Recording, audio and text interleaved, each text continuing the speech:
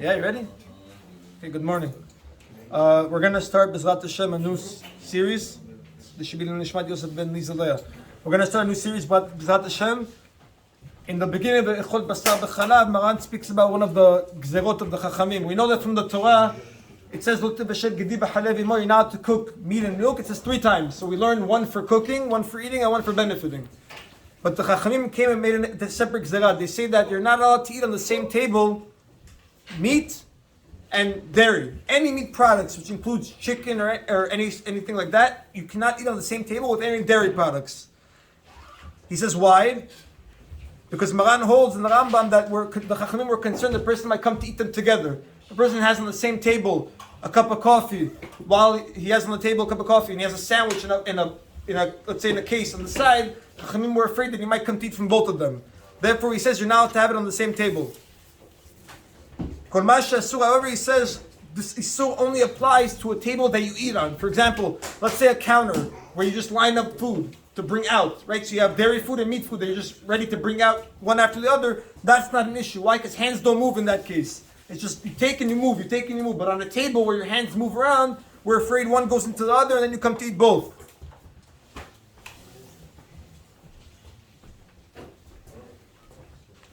Now he says, mitzad adin, mutar laniach mitzachem mazon b'mekareh basar v'chalav ze liyad ze. He says, in the fridge, technically, you're allowed to put meat and milk products next to each other, as long as it's not one on top of the other. Ideally, you should be careful in this, but as long as, you put them one next to the other, we're not concerned that maybe one fell into the other item.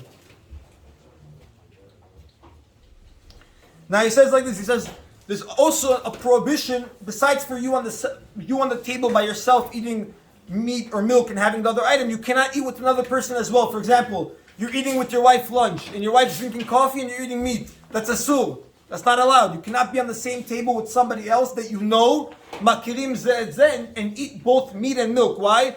Chachamim were afraid since you're friends, you might come to try from another person's food. So it's very practical. Your wife is drinking coffee, you're drinking coffee, another person's eating meat. That's not allowed. If it's 2 people that don't know each other, for example, you go to a public cafeteria, or you're eating at work in a public area, and somebody's eating milk and you're eating meat, and you don't know that person, it's mutar. Why? Because you're never going to take them somebody else's food. But if you're eating with your friends in shul, right, they're eating the shashlik here, and you want to drink coffee, or you want to have cereal, or your kids that don't want to eat cereal during dinner, that's not allowed. You cannot be on the same table. The only way to permit it, he says, is if you eat on 2 separate placemats, meaning you're making it recognizable that you're eating 2 different meals, or you put something called the heker on the table. Something abnormal doesn't usually go on the table. You put a tzedakah box on the table, right? It doesn't usually go on the table. You put a tripod on the table.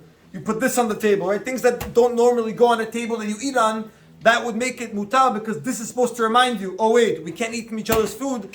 We have a heker.